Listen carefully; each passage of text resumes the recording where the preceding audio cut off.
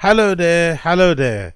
Welcome back to the Agostino Zinga Show with your host, Agostino Zinga, and this is episode number 894. That is 894 of the Agostino Zinga Show, coming live and direct from an undisclosed location somewhere within the depths of East London. How you doing? How you feeling, ladies and gentlemen? How you feeling? How you feeling?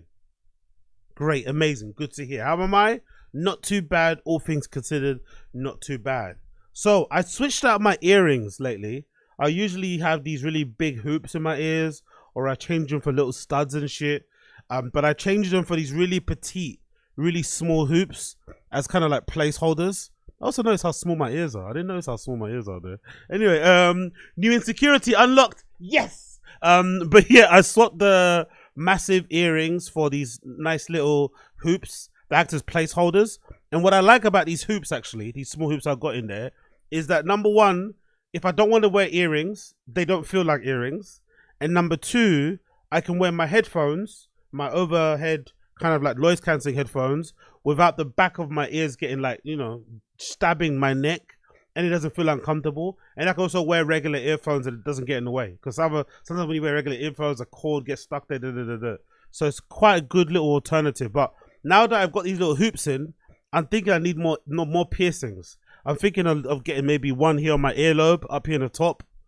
I'm also thinking of re-piercing the right nostril, because I used to have two of my nostrils pierced, but I used to have two of my nostrils pierced.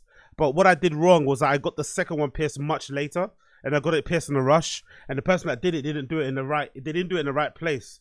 So when I was wearing my studs, the little ball bearings, when I was watching myself on camera, I'm sure you guys would have noticed on old episodes of the Random Show and Tazs, you would have seen I had like two piercings on my nose here. I noticed that one was not even. They weren't on the same level. And once I noticed that, I couldn't unnotice it. Part of the OCD kind of kicking in. So I eventually just took it out, and the hole's now sealed up. But I want to get it re-pierced, and I quite like how it looks with the two on either side. And then I'm thinking about getting one more underneath my tongue. Or no, underneath my lips, sorry, not my tongue. Underneath my tongue will be that's a whore, isn't it? If I get my tongue pierced, I'm a whore, right? If I come on this bloody podcast and you can hear my tongue smacking against the roof of my mouth, I'm a fucking slag, innit? You know it. I'm the freakiest unk slag you've ever met. You know what I mean? Call me Unk Slaggy, Forget Unk Aggie. Call me Unk Slaggy. If I come with a tongue piercing, no, I won't do that to you. But I'm going to have I'm going to have the next freakiest thing, which I'm going to get a piercing here under my lip. That's the next kind of freaky whore thing. So I'm going to get a piercing there. So it's going to be a bit mad the next couple of days. But what I really want is some really good ball piercings. I bought some on Vinted, but it wasn't what I wanted. I think I need to probably get my money up.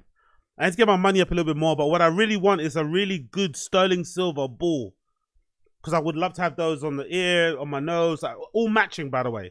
So maybe slightly bigger on my earlobe. So maybe one bigger here, one smaller above, and then have really small ones on top. But I want them to be shiny, super shiny sterling silver, but I can't find them right now. I do remember that guy that I used to know from the scene, called Andrew Bunny. He used to work for Gimme 5. I know he's got like a silver brand. Maybe he has some balls. He has a silver jewelry brand called Bunny. It's got a pretty cool logo as well, and he does loads of really cool bits of jewelry, mostly all in silver from what I can remember. I think there might have been some gold here and there, but mostly silver, and they're usually some really cool unique shapes. So maybe I'll go check it out. But it's quite hard to find like nice ball piercings, if that makes sense, that are silver. The ones I bought on Vinted recently were okay, but not the best. They weren't the most shiniest, probably because they weren't stainless steel, or maybe because they weren't sterling silver. They were maybe stainless steel. Which I usually can sometimes wear because they don't make my ear go a bit gummy. So that's my piercing journey, my piercing plans for the next couple of months and stuff. I'll probably get those done. I might actually get those done all in one go. It'd be hard. It might hurt, but I might get that top earlobe and my other piercing on my nose and the fucking piercing under the lip. So that's 3 piercings all in one go, just to kind of get out of the way and see Wagwan with that. I've also been noticing something online. I'm not sure if you guys have seen it, especially you guys that live in America. I've been noticing a little bit of a shift, a little bit of a tone shift with some Republican people, or not even Republicans, let's say fans of Trump. I've been noticing a lot of people who are now starting to criticize Trump, mainly because of this shipping out of illegal immigrants and shit into the country. And I guess the famous story that's been going viral this week has been the case of that young lady who was unfortunately detained by ICE while she was walking down the street. And she's a student that took part in some protest. And I guess now they are deporting students for taking part in protests, which is fucking crazy. Don't get me wrong. Would I move to another country to study and be actively political and take part in protests and stuff? Probably not, right? Because you don't know what the laws of the country are. You're not really from there. You're kind of there as a guest. You know, maybe just do your education and keep it moving. But it's kind of wild that they are you literally like shipping out these people to like places like El Salvador and all these other countries, right? Or just to like immigration camps, which are rife with crime and bad conditions or whatever else it may be, simply because they're taking part in protests. And I'm seeing a lot of Trumpers who are now starting to say, hey, this is out of order. This is not cool. This is not what this country is about. This is completely inhumane. Da, da, da, da, da. And I think one person that got detained by ICE is now suing ICE for immediate release and whatever else it may be going forward. So it looks like that's going to be a bit of a mess. I also saw an update regarding Elon Musk and that, that election that he was trying to influence in Wisconsin. He unfortunately lost that. Even though he was trying to essentially buy votes by saying that if you attended the town halls, I think, or something like that, you were entered into a raffle to win $1 million check, which is weird, by the way. I'm not sure how he got away with that. I'm not sure how he got away with essentially offering people an option essentially doing a route to buy votes. I'm not just sure how that's constitutionally available or, allowed. But then again, Donald Trump, the president of that country, did a pump and dump. You know what I mean? He ran a fucking crypto scam and he's still the president. So I guess the rules don't really apply if you're friends with the right people. But it's good to see at least that all of that stuff didn't work and the people of Wisconsin voted and they voted against whoever the Republican person was that Elon was backing. And here we are now. Let's see how it kind of goes forward. And I've also found it wild that I've seen clips of Rogan and people basically saying that all the protests that are happening outside the Tesla dealerships are like controlled opposition. They're all like paid actors funded by George Soros. I'm like, that's an interesting conclusion to come to. So all your critics are paid actors and don't have valid gripes, really? Especially Elon now. Elon might be the most easily unlikable person ever, isn't it? Like, this version of Elon is incredibly unlikable. So much so that people are willing to go and picket and protest and scream outside of his dealerships, right? So it's weird that like Rogan's coming to the conclusion that the only reason why people are protesting outside of those things is because they're paid actors and they don't really mean it. It's like, what do you mean they don't really mean it? He's done a ton of things. He said a ton of things that would make people want to protest against him. Wouldn't you think? I find that connection, I find that leap in conclusion very, very strange that he would go to that length. I get it. Maybe there is an element of some type of controlled, opposition. Maybe there is some type of element of, the Democrats buying some of these protesters to cause unrest and whatever else. Maybe that is a political tactic that's being enacted right now. Maybe, but I would say it plays a part. I don't think it's the entire thing. I think those people out there have like valid gripes. Do I agree with that level of vandalism and shit? Probably not. But they do have valid gripes and they're expressing their feelings and opinions by going and protesting outside of his Tesla dealerships and burning them to the ground in some respects. And some of them, unfortunately, are going to probably face a lot of prison time once they do eventually get caught. But to say that it's all George Soros conspiracy is like wild way to cope from ever coming, or from ever addressing the fact that your guy is maybe very unliked for valid reasons, which is incredibly odd. But we live in incredibly odd times, so I guess it is what it is. Talking about very odd times, I wanted to mention quickly here an update courtesy of Kanye on his Twitter. So as I mentioned previously, I did do a live reaction of Academics' interview with Ye, formerly known as Kanye West. And it was a really good interview. As I mentioned previously, I thought Academics did a great job. I watch a lot of Academics' content. I check out his streams. But even I get annoyed by his voice. I get annoyed by his histrionics. I get annoyed about him. Like anytime he speaks about girls, I have to turn it off. Anytime academic starts talking about girls and relationships and all that stuff, I have to turn it off because the guy doesn't have a clue. He's very annoying. But we have to give the guy props. He conducted one of the best Kanye interviews we've seen in a long time. And we have to give him props because Kanye is probably at his most mentally unstable. And I think academics did a really good job of essentially guiding Ye through that interview, pushing back a few times, following up a few times, clarification a few times, and getting some pretty interesting answers out of him. And I thought that he did really well, considering that Ye interviews are mostly just an opportunity for him to monologue, right? They're not really an interview. He kind of just stands there and just shouts at you. So I thought academics did a good job of getting his questions in here and there.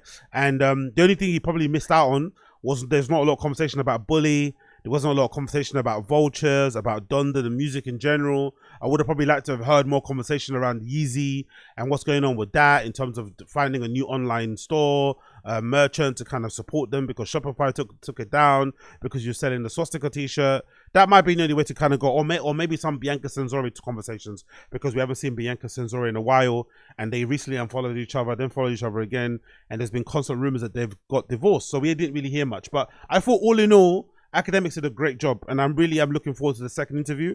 Although it's looking likely the second interview won't be done by academics, because I saw online that Ye is kind of like flirting with Neon, and I think he wants to get Neon out to Japan to go visit him so that they can do a stream together, which also might be pretty decent because Neon's had a really cool turnaround and change in behavior and shit, and he's been absolutely killing it with the content recently. So let's see what happens.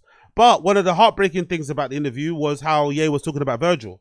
And Ye kind of doubled down on a lot of the Virgil hate. And for someone like myself who, I've told you guys before that I'm a huge fan of streetwear. I've been involved in the industry, in the scene for basically all my life. I also was a big fan of Virgil before I met him, when I worked with him previously at a previous company I was at. And I've kind of always kind of looked up to these kind of guys, and I love their relationship. I love their working relationship, their personal relationship. I love what they represented. Ye and Virgil at the time. I love the crew that they come up with. The Matthew Williams, who went on to found Leaks, who went on to become creative director of Givenchy. Jound, who went on to found Jound, the website. Justin Saunders and the brand. Heron Preston, who went on to do his brand. Who else is in there I can think of? Bunch of other people, right? Who associate, maybe even you could say maybe even Debna, I guess, or Jay Lorenzo, Fear of God, blah blah blah blah. All these great people, right? So I was a big fan of that thing. So when obviously the relationship kind of broke down, I think most fans knew kind of Wagwan. We knew that it had a little bit to do with the fact that Virgil got the Louis Vuitton job, because the truth of the matter is, when Virgil got the Louis Vuitton job, he probably didn't deserve it. At that time. He probably didn't deserve such a big job like that, because the work that we'd seen from him from Off-White probably wasn't of the level that we assumed somebody of a Louis Vuitton level designer would be. But what we missed out on was the vision. So big up LVMH. They saw the vision of getting someone like Virgil in, because it wasn't really about the quality of the clothes. It was maybe the quality of the communication, the quality of the visual representation, the quality of how he could influence culture and whatever else it may be. And the way that he was able to, get those ideas out is what made him kind of stand out from everybody else. And I think ever since his passing, really, we've kind of seen a real difference in, in how Louis Vuitton has kind of fared. Maybe the clothes aren't as bad, but definitely how it's communicated, the energy around it isn't the same. So LVMH saw that.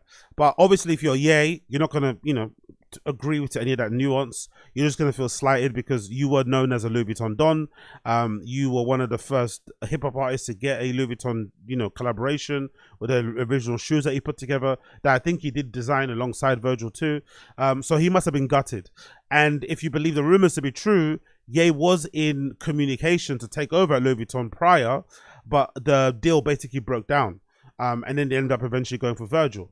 Now, I also think in that scenario, Ye was a little bit immature, because I felt like Virgil was always going to succeed in the commercial business corporate world, because he just is easy to get along with. Simple as that. He's easy to get along with. Having worked with him briefly myself, I can tell you that he is very good at kind of I guess code switching or knowing how to like talk to people that you know deem to be from the quote unquote hood or from the culture, people who are more boardroom, people who are this, people who are that. He's able to kind of traverse different rooms. So it wasn't no surprise to me that he became so successful, because I saw firsthand how he was able to communicate with different types of people and make everybody seem seen, which I think is a quality of a lot of star people. They have that ability to make you feel like you're the only person in the room. I think I felt that a little bit with fucking Harry Styles. When I bumped into Harry Styles many, many years ago. This must have been when he was in One Direction. No, just after One Direction, actually. Just after One Direction, I bumped into Harry Styles at this club called The Alibi in Dawson that I used to DJ at. And he was amazing. Like, he gave me 5 minutes of conversation, but I legitimately felt like it was half an hour. And since then, I've been a stern, firm defender of fucking Harry Styles. And that's, I think, what all star people have. So I think Virgil had that too. So if it was me and I was Ye, I think I would still be gutted I didn't get the Louis Vuitton job, but I'd understand that I didn't get it because of a lack of talent or lack of ability. I got it maybe of a lack of being able to play ball, lack of knowing how to deal with the type of people. But then I'd be happy because my friend got it, you know? So it didn't go out of the culture. It didn't go to some lame. It went to somebody that I deemed to be my friend, my brother, my collaborator, and someone I've been working with for a very long time. Well, I guess that's not the case. I guess what we feel like, I guess how we feel Ye should have responded isn't how Ye actually felt.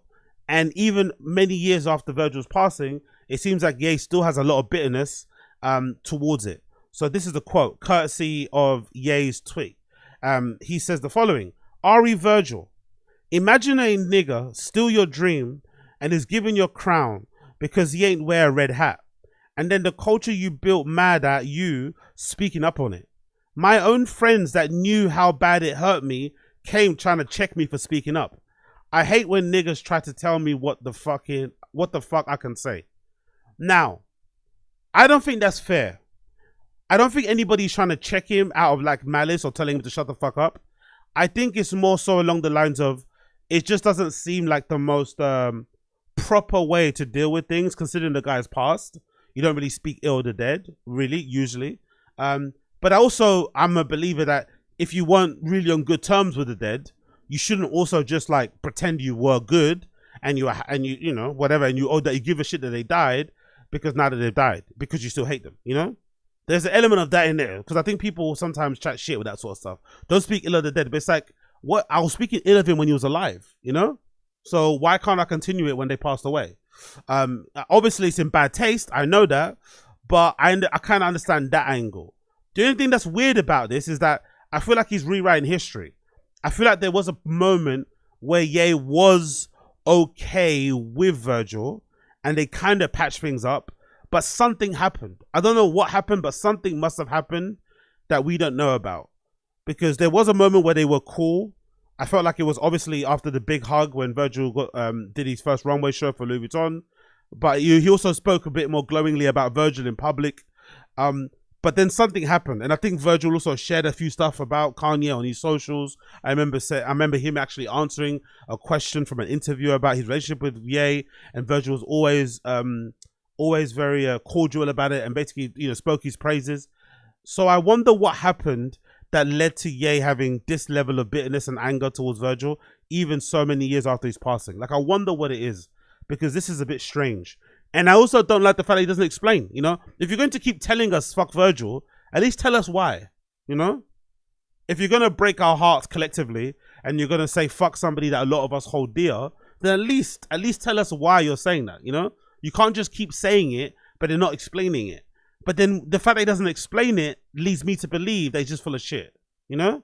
Which is okay. You're allowed to be full of shit, but just own you're full of shit. Don't act like you're saying fuck Virgil for any other reason apart from you maybe still feeling a bit jealous that you didn't get the job, or maybe not even jealousy about the job, maybe more so the fact that people maybe look at Virgil with in a more glowing way, in a more appeal, you know, whatever, complimentary way than they do about Ye, which is also only his fault, right? Virgil basically made his own legacy in real time, and Ye's doing a good job of destroying his legacy in real time. So I think in that current scenario, Ye only has himself to blame in this situation. But it is kind of sad to see this. But it does make sense, you know. He has kind of isolated himself from everybody else, it seems like. He doesn't really hang around with a lot of those people anymore. Doesn't really speak to them, I don't think. The only person I don't think he's taken the piss out of or said anything negative about in public from that crew has been Heron Preston and Justin Saunders. Those are the only two designers. He's spoken ill about Don C. He's spoken ill about Virgil, of course, Matthew Williams, Jerry Lorenzo. Oh, the other person he's spoken about, he hasn't spoken bad about the hairdresser. I forgot his name. There was a barber that used to hang around with Kanye. He doesn't hang around with Kanye anymore. The guy that's always cut Kanye's hair. And he also skates and he's got his own brand. So I think Justin Saunders, and that barber guy and Heron Preston are the only people that don't get any sort of stick from Ye. And I wonder why that is. Are they still working with him? Is he still okay? I wonder. I'm not too sure. But somebody, big up Good Ass Sub, shared the following. This was a tape, I guess, or some sort of performance that was played during one of Kanye's last Yeezy collection shows that he did. I think this was during Paris Fashion Week? Yeah, I think so. I think this is also the same show that lady from Vogue went to go and review. It was the same show where he debuted the White Lives Matter t-shirt and she wrote a not so glowing review about Kanye. And I think this might have started the spiral because I think this is when he started going at her and calling her fat, saying she's ugly, saying she can't dress, and posting her up all on his social media and shit. I think she went on to now she's a pretty popular writer now. I think I might have saw her. She got a really good job recently somewhere. So I think it kind of worked out for her in the long run. But this is a clip that says what I would have said at Virgil's funeral. Let's play this.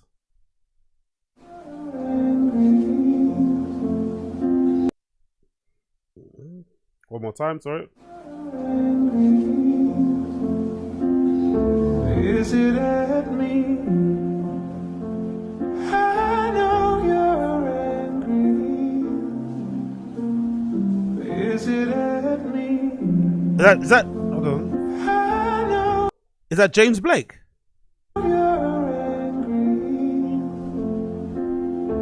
Is it at me? Or is it at the situation?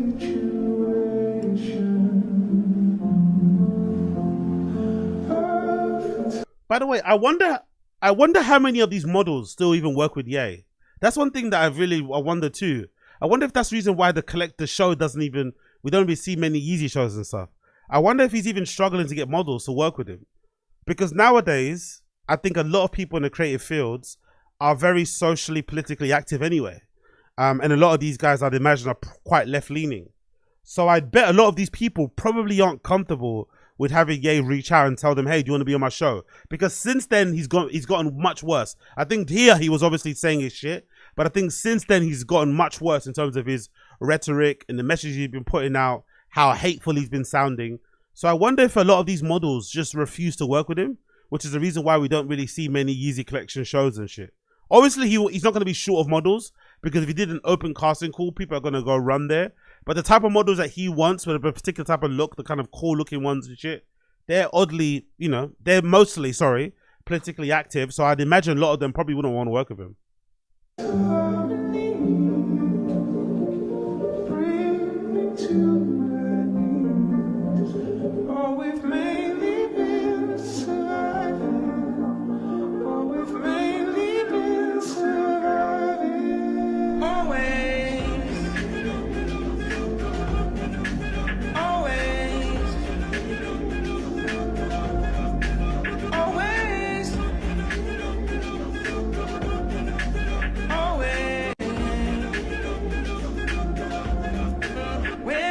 Take time to find when did you put me before you put yourself? When did you wait for me to get past myself?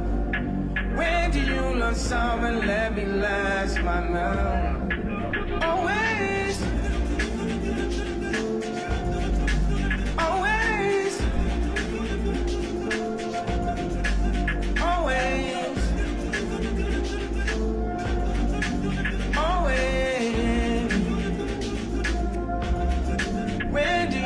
Patience when I don't know.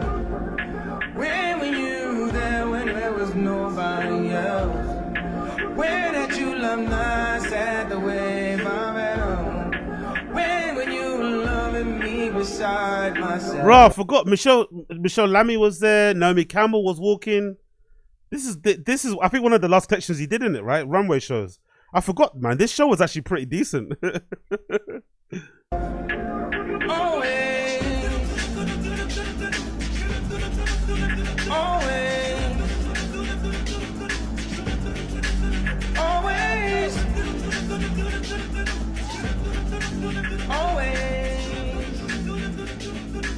Tears come pouring down.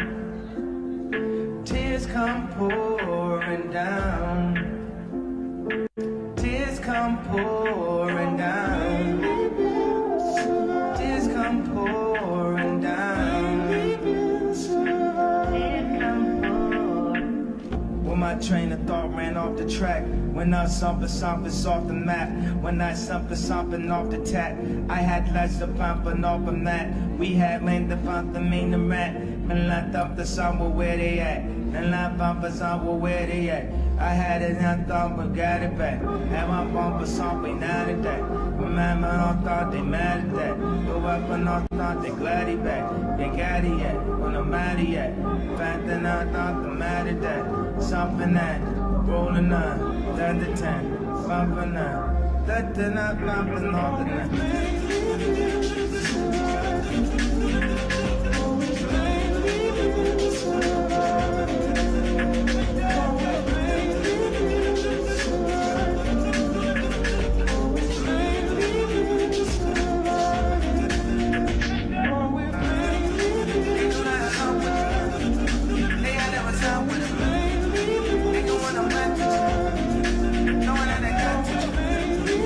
Oh, is that tricky? Yeah, that's tricky, isn't it?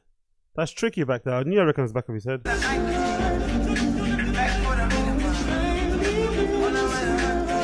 come pouring down.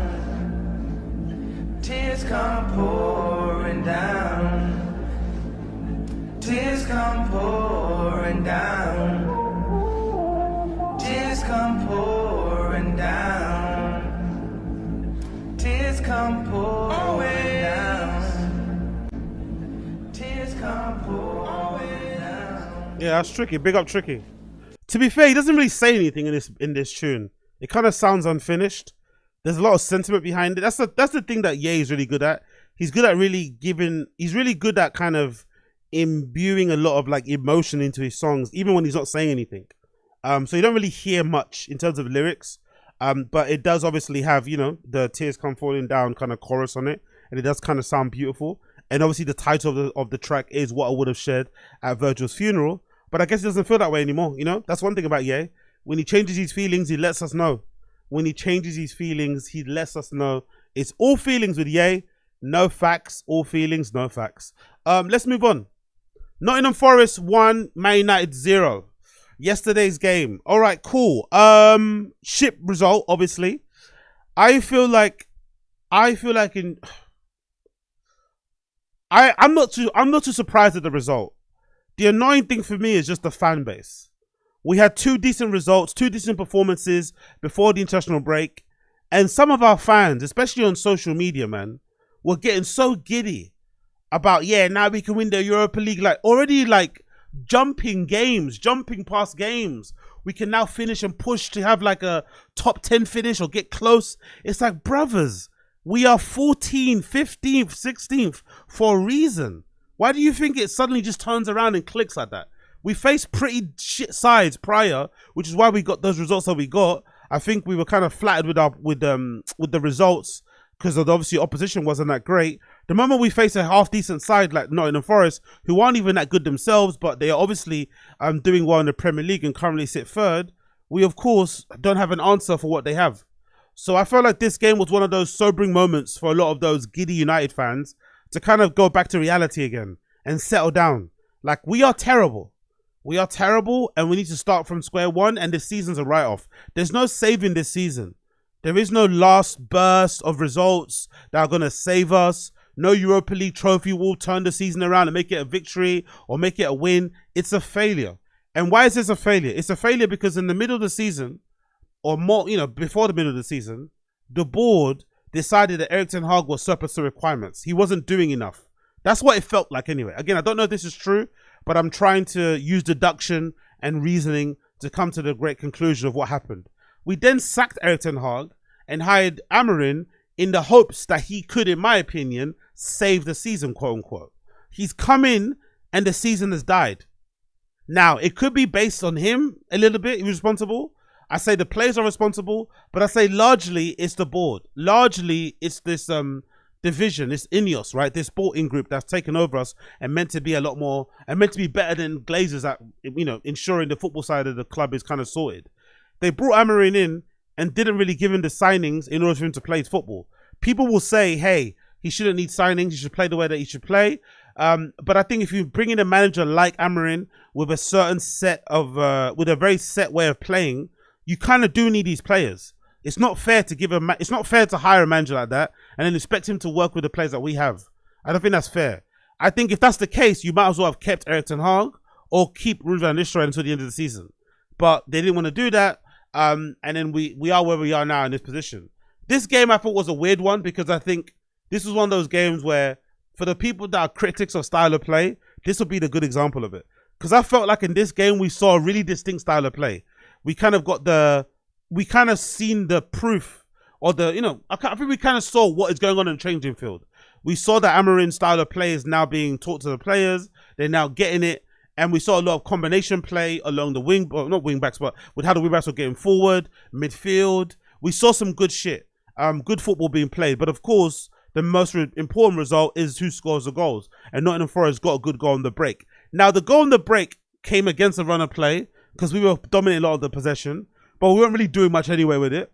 And the most embarrassing thing is that the goal came from a corner. We had a corner, it gets cleared, Elanga gets the ball and basically carries it the whole length of the pitch and scores. Now, for Anthony Elanga, that's an amazing goal. And I'm really happy for him because I personally think he wasn't given a fair shake at United. I think Elanga, like many a player before him, for whatever reason, we have this tendency at United to let go of players who have potential, but then keep the players that are terrible. Like Scott McTominay stayed way too long at the club.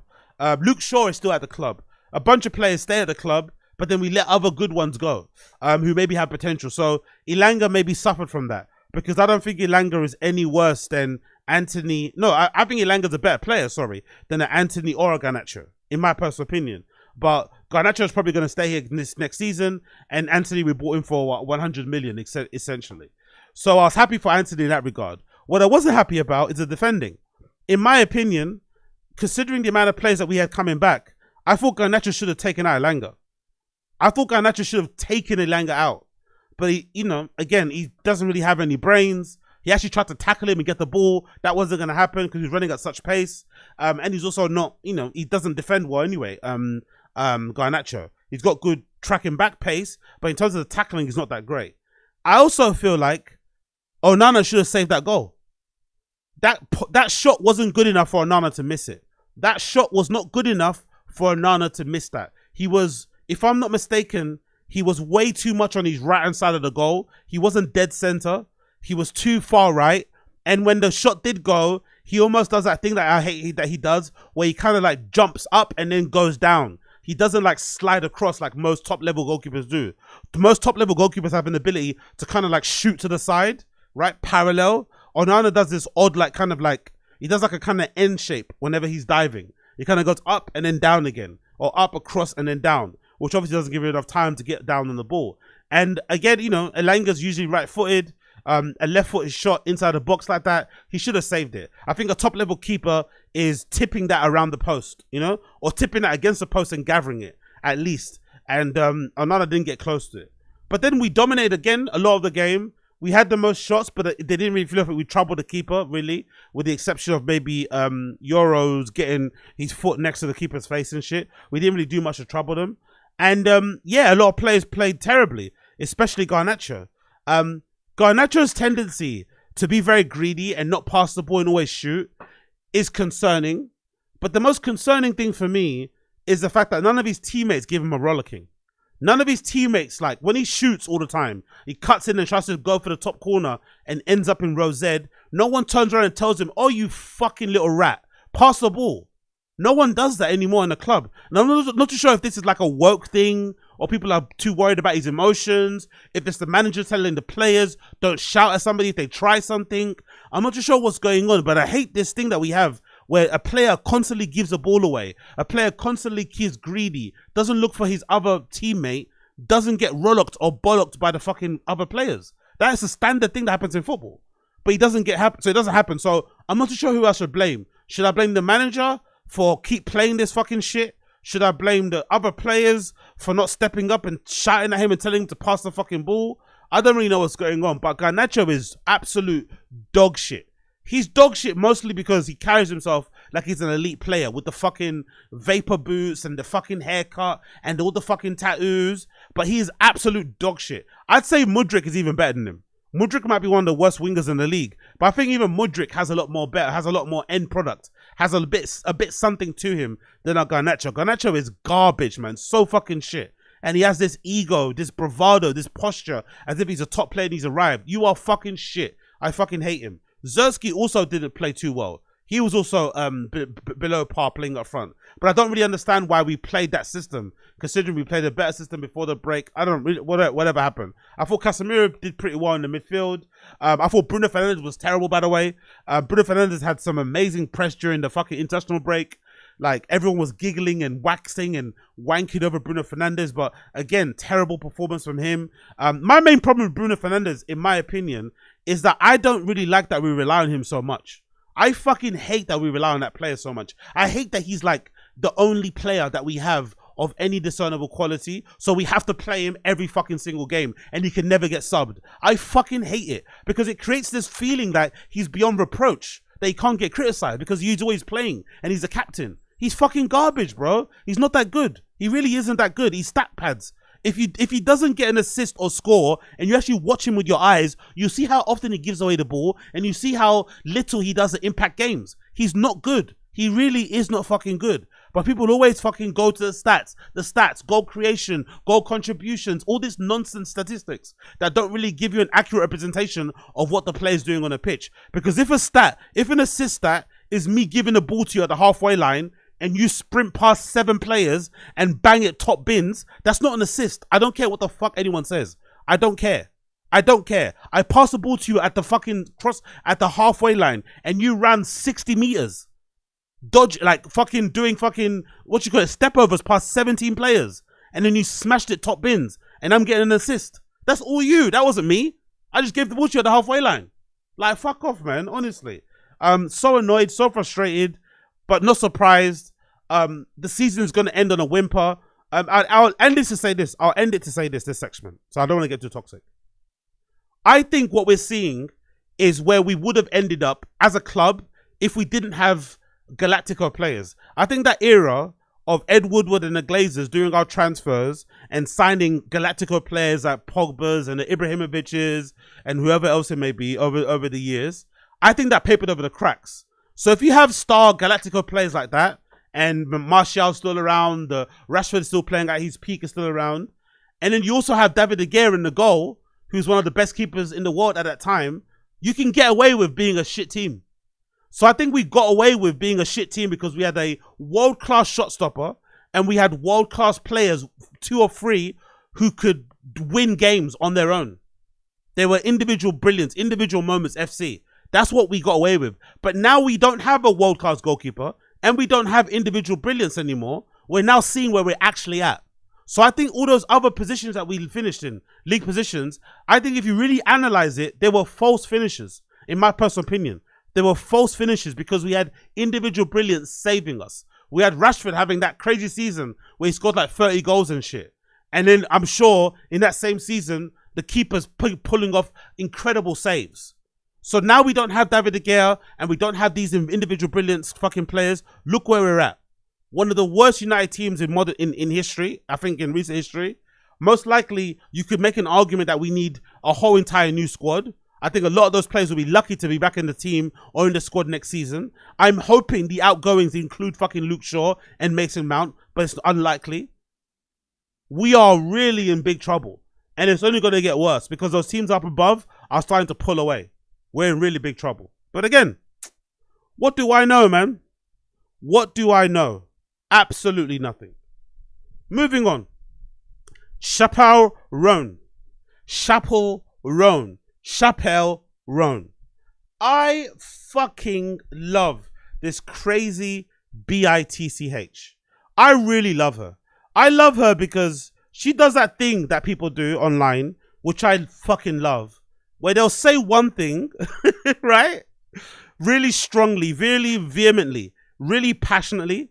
And then the next minute, they'll say another thing that contradicts what they said, but then they'll act like they never said what they said originally. And why do I say that? Chapelle Roan sat down with Call Her Daddy podcast, and she had the following thing to say about fans or people in general thinking their favorite pop stars should be politically involved. How can these girls tour, write, perform, interview, sleep, eat, and fucking work out, and like how can they do it all and lead a team and be a boss and pay people and like and be like fucking so politically educated? It's exhausting, and it's also impossible. Also, why the fuck are you looking to me for some political answer? You think I have the fucking answer? But you're like, listen to my song, bitch. Turn it up. Like, I'm a pop star. I wish I had the answers. I wish the president was a pop star, but she's not. How can these girls? I love her, man. She's so fucking dumb. But I loved her. I love that fact that just a few months ago,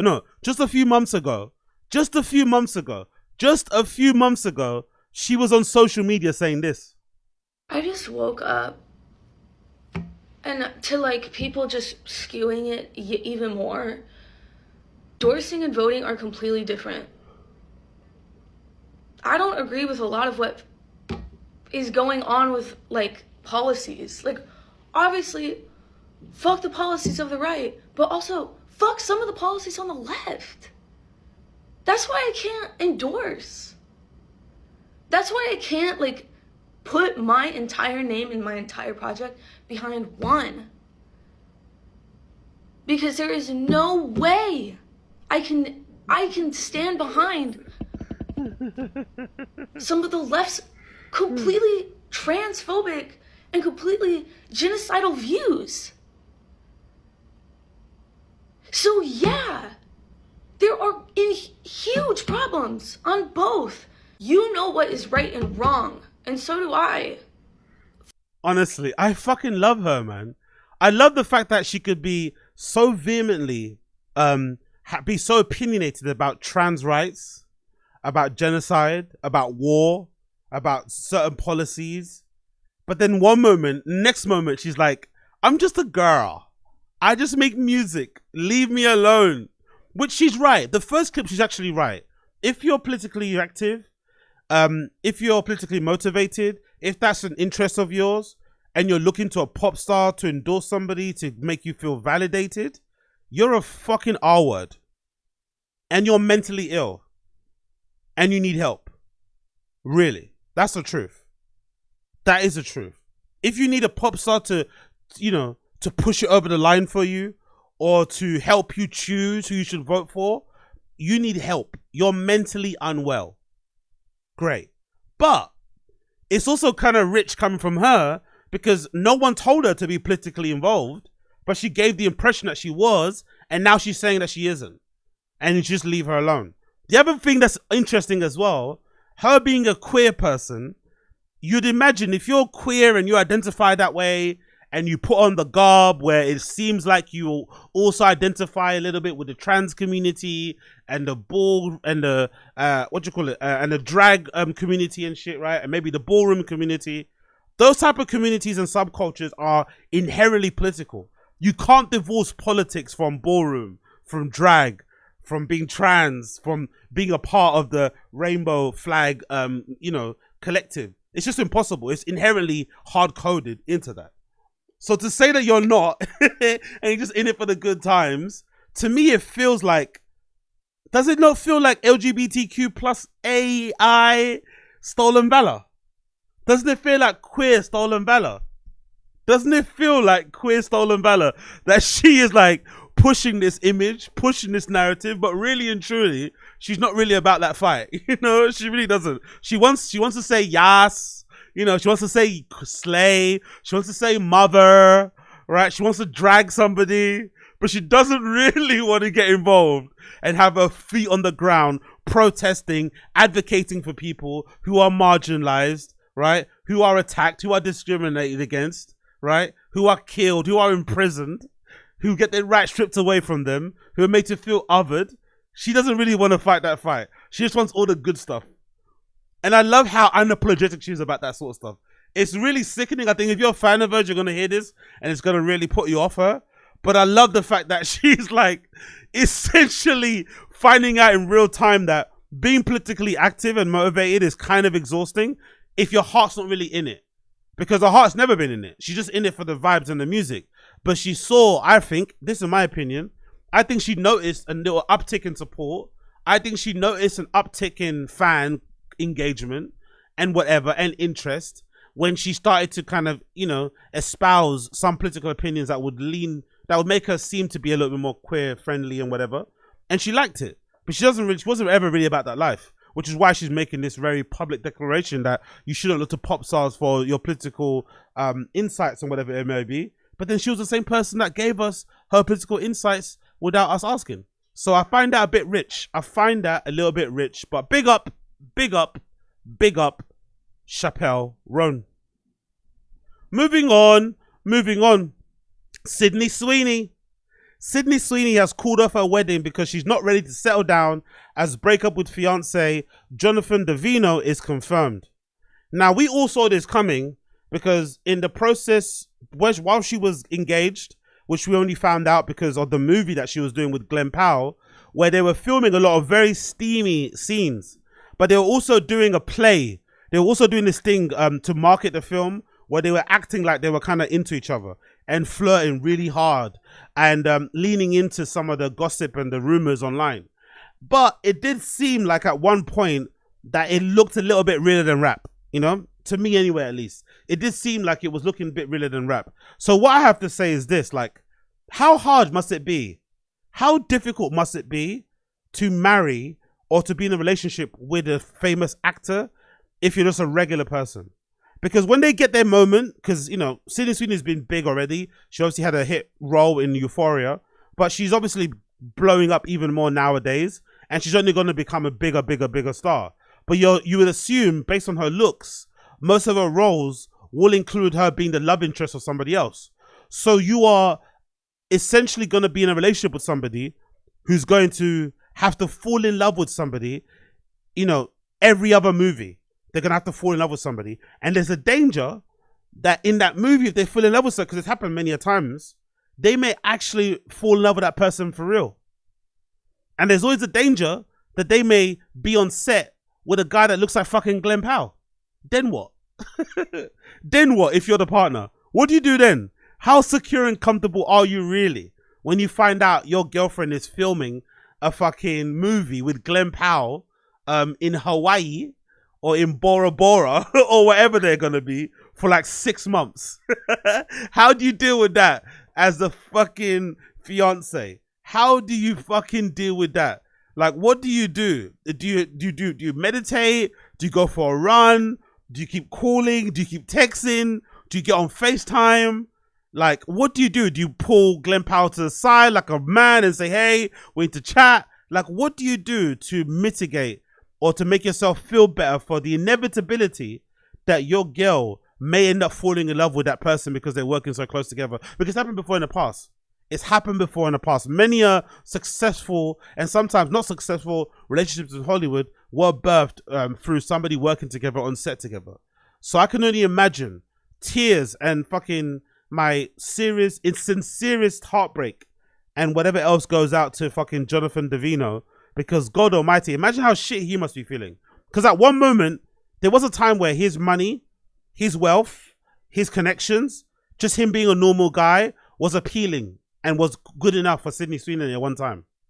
But then there was a time where she became a big star and she was suddenly doing a movie with Glen Powell and getting probably other roles sent to her, that suddenly the normal dude with a lot of money didn't really hit the same. You know, it didn't really hit the same. Once Glen Powell took off his shirt, she was like, okay, cool. I need to make some changes. And now Jonathan Davino's out there thinking, fuck, like you did everything, bro. You made the money, or even your dad, whoever made the money.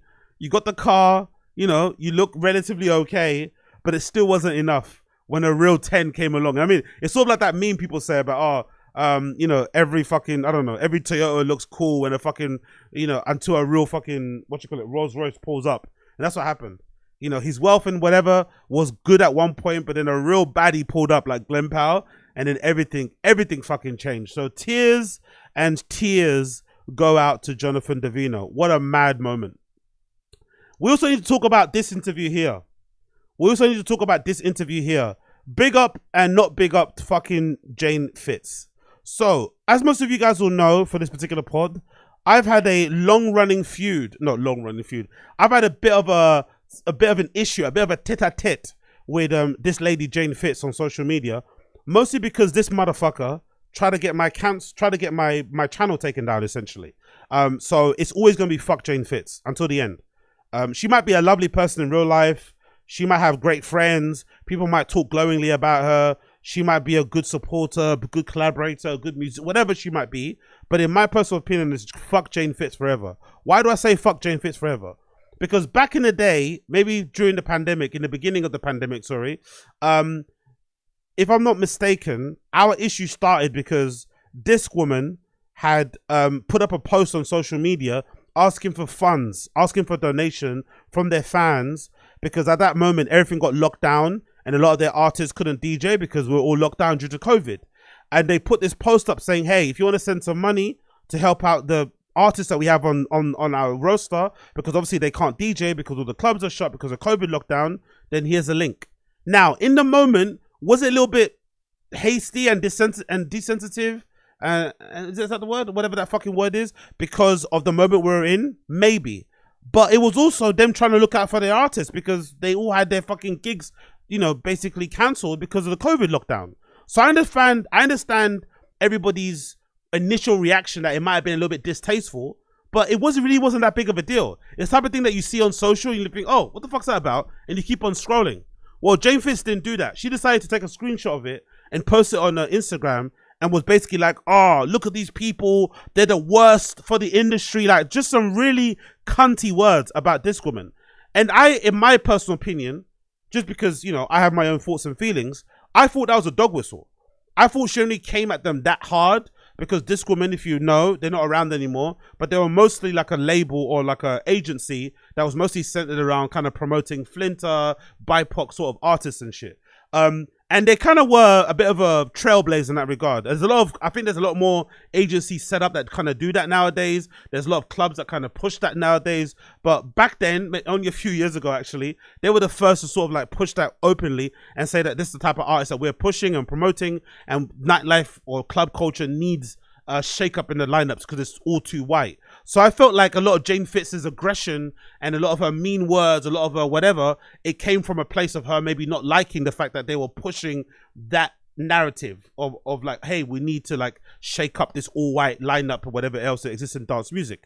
So when she said that, I didn't like it. So I decided to talk about it on my podcast. Now I watched the clip back again and I'm rambling a bit and not really clear on my point, which I used to do and kind of still do now, but I was pretty clear in saying that, yeah, I understand where her initial, you know, ick would come from people asking for money, because I think in general, regardless if you ask it in a kind way, in a sincere way, understandable way, it's always going to feel a little bit icky when you see somebody asking for money.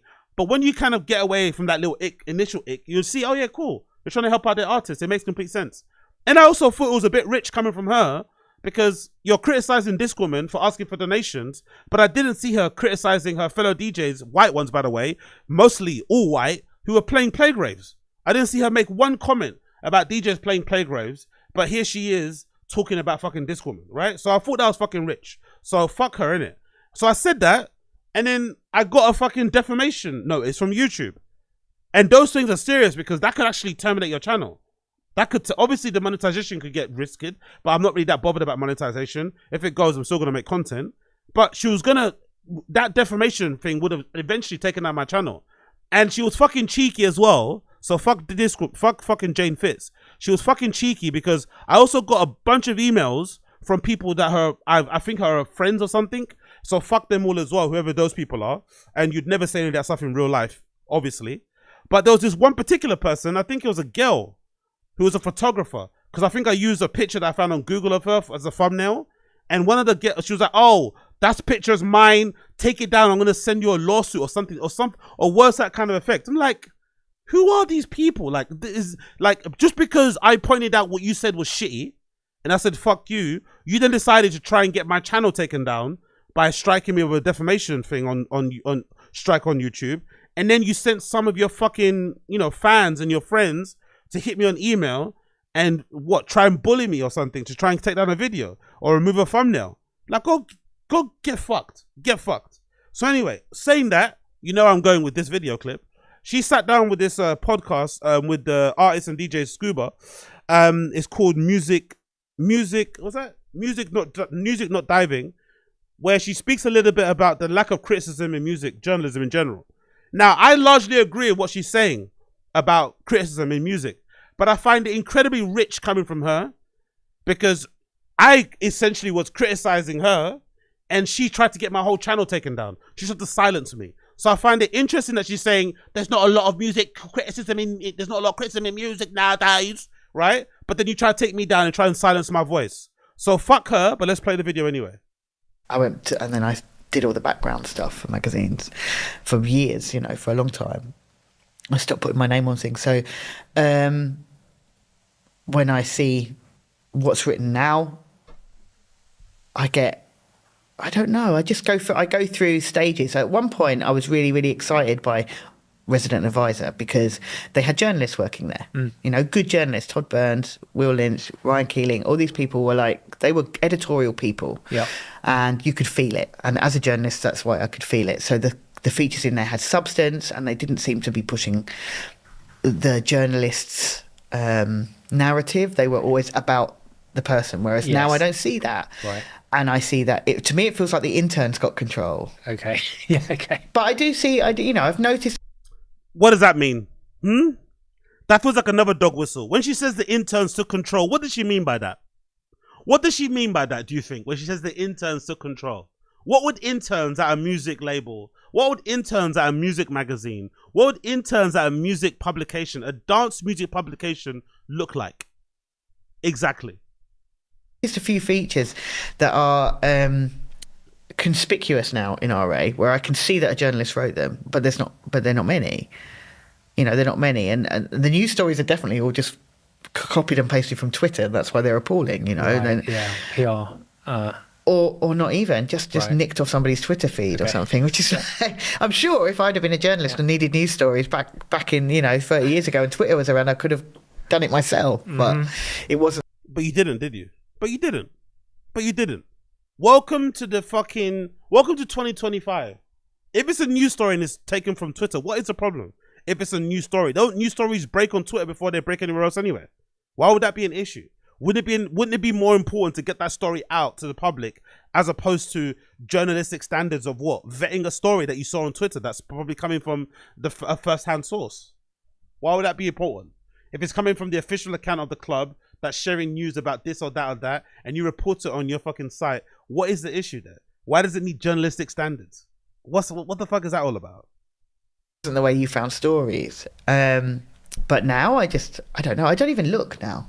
Because I know I'm going to get annoyed within the first paragraph by something that the journalist wrote, and it's probably about themselves. Right, okay. It's not about the person they're interviewing. Yeah, right. So that immediately I've got bored. So then the quality of journalism and the ability of journalists to maintain a critical aspect has disappeared. Right. You can feel like everyone's on a jolly now, and they're kissing the ass of the PR or the label or whoever paid for their jolly, Do you think there is... Come on, bro. As if payola and people being paid for having a jolly didn't exist when she was around. I know she's like fucking 72 years old and shit, but come on, man. Come on. Let's be fucking for real. Some of these DJs now who are still hanging around and refuse to retire, refuse to go away, their whole entire career was essentially funded for or given to them because of one favorable fucking review in a magazine back in the day. That just kind of was only favorable because the fucking journalist ended up at an afters with that fucking same artist. It happened then, it's happening now. Relax. There's space for proper journalism. I would love to think so. I don't know. I mean, I wish I read more online, but I find I don't. You know, I'm not going to read a feature online, so I just don't do I've it. just kind of felt like people writing. Why wouldn't you read a feature online? What's the difference between reading a feature online and reading it in a magazine? If you can get the information. What's the problem with that? Why does a feature printed on a magazine feel inherently better than the one printed on a fucking website? That's ridiculous. I've also got magazines. I collect loads of magazines here. I have many magazines stretching back to the fucking early 80s in terms of ID magazines and shit. It doesn't make me, it doesn't make the features better. Some of the writing in there is still dog shit. Like, what the fuck are you talking about? Now are handicapped due to the fact that everything is online, and just the experience of reading off a screen is just inherently inferior to reading a magazine. I mean, the reading of a magazine is actually one of life's great pleasures. I isn't love it? it. Really, Yeah. I mean, I still do it. I have a big pile of magazines next to my bed. You know, it's something I do. Probably a lot of cats as well. But I'm not everybody, you know. And actually, during the pandemic, that was one of the things I considered to do. When it started to drag, and I was like, okay, this world is over for me now. What am I going to do? I spoke with a friend of mine about starting a magazine, about not one that was news driven, more of a kind of like a long form stories or whatever. And I kind of regret that we never even got one issue off the ground, but things just didn't last as long as I thought they were going to last.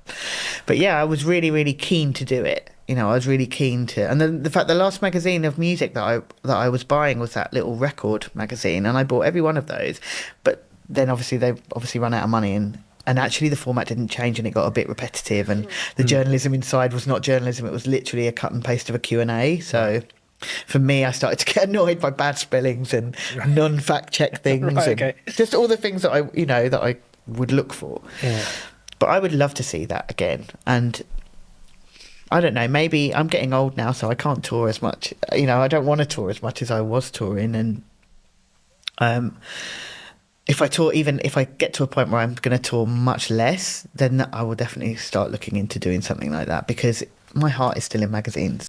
Yeah, please go back there. But yeah, I just find it rich coming from her. Everything that she's saying, she's somewhat valid in what she's saying. She comes from experience. It comes from experience. There is maybe an inherent benefit in printing magazines. I used to love reading magazines. Used to love standing around WH Smith and other types of magazine shops and just reading fucking countless magazines, sometimes stealing them, unfortunately. Please forgive me, WH Smith. But the world has moved on. Things are different now. There are places where you can get those magazines still, but information has been disseminated in a much different way. Doesn't mean it's better, no, but it's different. And maybe embracing that or coming to terms with that is probably the best way to kind of push the culture forward. You don't want to, you want to be fuddy-duddy about it, cool, do your thing. But her basically saying that we miss music criticism, there's a lack of critical thinking, there's a lack of critical opinions, there's a lack of nuance, whatever else it may be. I think this is why spaces like this exist online. People to rant and shout and talk whatever shit they want online about some of these artists and the things that they do. I did exactly that on my channel with that clip earlier on. And yes, I was rambling and wasn't really focused on what I said, but the genesis of what I was saying was that I understand her initial reaction about this woman asking for donations to help their artist. But once you get past the initial ick, the initial uncomfortable feeling, the initial fucking whatever, bad taste in the mouth, we see someone asking for money online, it is them asking for money, not for themselves, but for their artists who have all their gigs cancelled because of COVID. And throughout the COVID pandemic, I saw other DJs, or I saw other people from other scenes, primarily people associated with like Seth Troxler and those guys.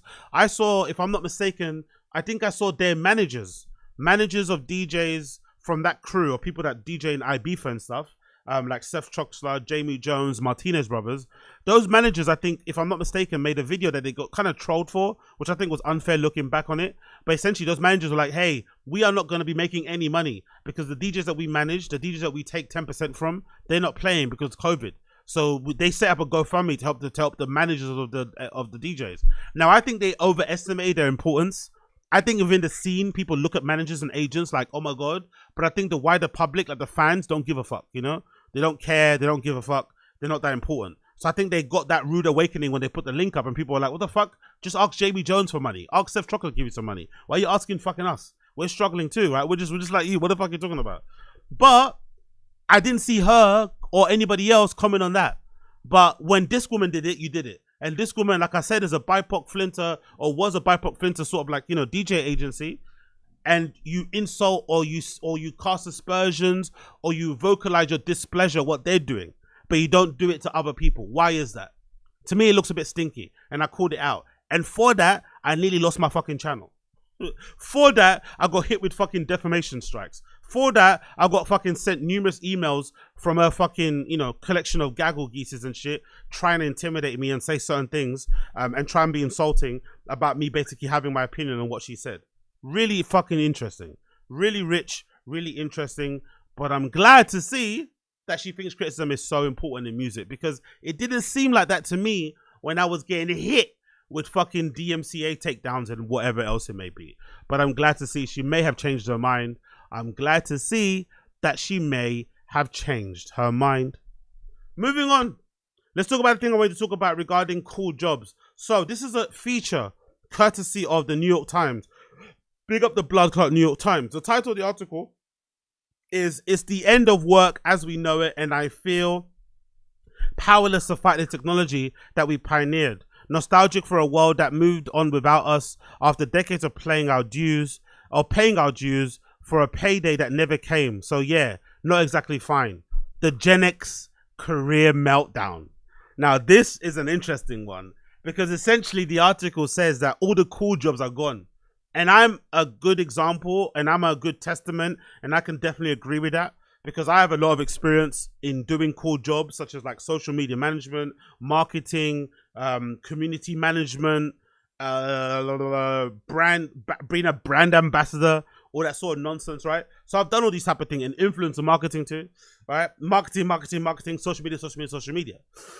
I've noticed in the last few years, my last actual two positions, my actual last paid jobs weren't even in those fields. They're in customer service, but my experience is obviously 10 years plus in those type of areas. But I've noticed a real lack in those jobs being around, and I've also noticed that my lack of success in landing them, you know. So it's making me believe that most likely, I don't think the market has improved with loads of quality applicants. No, actually, I take that back. Most likely there's less jobs going around, and there's probably more of us trying to look for them. But there's more people out there with probably way more experience than I have, or way more specialized experience. So that we're all competing for these jobs, but there's a finite amount of them, and there's so many people with loads of experience, and it's hard to choose from what's available, which is why people like myself can get usually kind of left and ditched behind. So we're in an interesting time, and I feel like, and I wonder where it goes. Like, where does it go? Do the people that had cool jobs, do you have to like now learn a trade? Do you pivot to another career? Do you try and make it work and set up your own thing? Like, what do you do when you find out that all the cool jobs are now gone in this like in this current AI world we live in, and with the economy being the way it is? I wonder. Let's read the article. The Gen X Career Meltdown, written by Stephen Kurutz. Let's read what they have to say here. In Generation X, the 1991 novel that defined the generation born in 1960s and 1970s, Douglas Copeland chronicled a group of young adults who learned to reconcile themselves to diminishing expectations of material wealth. Lessons Mr. Copeland said he called philosophy. For many of the Gen Xers who embarked on their creative careers in the years after the novel was published, lessness has come to define their professional lives. If you entered media or image making in the 90s, magazine publishing, newspaper journalism, photography, graphic design, advertising, music, film, and TV, there's a good chance that you're now doing something else for work. God damn it. That's true. That's because those industries have shrunk or transformed themselves radically, shutting out those whose skills were once in demand. Quote, "I'm having a conversation every day with people whose careers are sort of over," says Chris Wilcher, a 53-year-old film and TV director in Los Angeles. Talk with people in their late 40s and 50s who once imagined they would be able to achieve great heights or at least a solid career while flexing their creative muscles, and you're likely to hear about a photographer whose work dried up, the designer who can't get hired, or a magazine journalist who isn't doing much of anything. And whenever I think about these people, just my commentary here, I'm reminded of that period, and which broke my heart, by the way, because I saw it play in real time, because I think I was maybe flirting with the idea. Now I don't really care. But I remember just before the pandemic, I think I was flirting with the idea of moving to Berlin. Flirting with it, in my mind only. But I really wasn't really down for it ever, because I've always been a big believer in like having your fun, but then coming back home and doing work. So I never want to live in a place where all that fun's going on, right? I always want to be able to kind of toil and work for my money and then use that money to then fly over to a place like Berlin or wherever else I want to go, have my fun and come back. But I was briefly flirting with the idea. So I think because I was flirting with the idea, I was more receptive and conscious of other people who were also flirting with the idea or making or taking the leap to jump and go there. So I think I was reading a lot of I was on the Berlin subreddit. I was finding loads of accounts on social media of people who were making that change. I was reading interviews. I was just consuming a lot of that content. So I remember precisely when the lockdown happened, when COVID spread, and when the lockdown happened, I remember a bunch of people who had recently left the UK specifically, or other countries in Europe, to go and move to Berlin to chase their dreams or to go have some fun. I remember reading so many articles, so many fucking posts, seeing so many Instagram stories of people legitimately having breakdowns, mental breakdowns, because the place they moved to for all this fun is now no longer the fun place because COVID lockdown's in, so now the clubs can open, and then they're having to figure out what to do. Because, and imagine how much of a mindfuck that is. You go to Berlin to try and make it as a musician, to try and make it in the scene. Maybe you want to be a DJ. Maybe you want to be a fucking door picker. Maybe you want to work in a cloakroom of a club. Maybe you want to work in a coffee shop. Whatever you want to do. And now suddenly all those things are shut. And now you're in a strange city that you don't know, having to figure out what to do with your life whilst being stuck indoors. Complete mindfuck. And when the world reopens again, the jobs that you wanted probably aren't there anyway. So you still have to pivot. It's such a crazy thing to think about. Anyway, let's digress. Gen Xers grew up as younger siblings of their baby boomers, but media landscapes of their early adult years closely resembled that of the 1950s. A tactile analog environment of landline telephones, tube TV sets, vinyl records, glossy magazines, and newspapers that left ink on your hands. When digital technology began seeping into their lives with its AOL email accounts, MySpace pages, and Napster downloads, it didn't seem like a threat. But by the time that they entered the primes of their careers, much of their expertise had become all but obsolete. What it? More than a dozen of members of Generation X interviewed for this article said that they now find themselves shut out economically and culturally from their chosen fields. If they're feeling shut out, imagine us, the fucking millennials, imagine. My peers, friends, and I continue to navigate the unforeseen obsolescence of career paths we chose in our early 20s, said Mr. Wilker. Quote, the skills you cultivated, the craft you honed, it's gone. It's startling. God damn. Every generation has its burdens. The particular plight of Gen Xers has grown in one world, only to hit middle age in a strange new land. Exactly. I think that's what happened during COVID, by the way, as well. So I think that's also why a lot of Gen Zs are a little bit weird. I think a lot of people can ascribe to that, and I think a lot of Gen Zers out there could also kind of confess. I think a lot of a reason why Gen Zers are strange and have weird practices and whatever habits and shit in the workplace is because a lot of these kids had to essentially grow up at home. Some of these kids don't even go to uni. That's a mad thing. Some of these kids didn't even go to campus. They had to do fucking uni from home. Imagine that. 3 years of the most important period of your kind of young life, your formative life, and you're doing it all at home behind a screen. God damn. Karen McKinley, and then when you get into the workplace, suddenly AI exists. And you're 24. You're what the fuck? Now AI exists and I have to compete with this. It's wow. Honestly, God bless the Gen Zers out there. Karen McKinley, 55, an advertising executive in Minneapolis, has seen talented colleagues, quote unquote, thrown away. She said, as agencies have merged, trimmed staff, and focused on fast, cheap social media content over elaborative photo shoots. Yes, of course. I've noticed that in my field with social media management. Nowadays, I feel like the change that I've seen is that when I used to be a social media manager, I used to also be a social media assistant or coordinator, whatever it's called, or executive, sorry. And usually that meant I was a part of the marketing team, or there was a social media manager that worked above me. But now I've noticed they've shrunk that. Now I've noticed a lot of companies just get the social media manager to do the job that I would have done and to do the job that other assistants would have done. So it's now been merged into one role, you know? Instead of it being a marketing team with a manager and other people that work underneath it. And I'm assuming it's even worse now with AI. Quote, 20 years ago, you could actually have a shot or a shoot, said Mr. McKinley. Now, you may use influencers who have no advertising background. Yeah, I learned that recently, by the way, because I was reading, or I was checking out, I was on YouTube, and this guy's video I stumbled across, who was like, oh yeah, how I made however much money, And those videos always kind of, they get me with a clickbait. But it was really cool because it was an influencer guy who essentially was saying that a lot of his work that he does, he's a photographer, videographer, sorry. A lot of the clients that he gets them because he goes out and essentially you'll buy a pair of Levi's, let's say, and you'll do a shoot and you'll tag Levi's in it. And then sometimes he gets some inbound work through Levi's, seeing what he did when he bought a pair of Levi's and the shoot he did, and wanting to work with him on a campaign.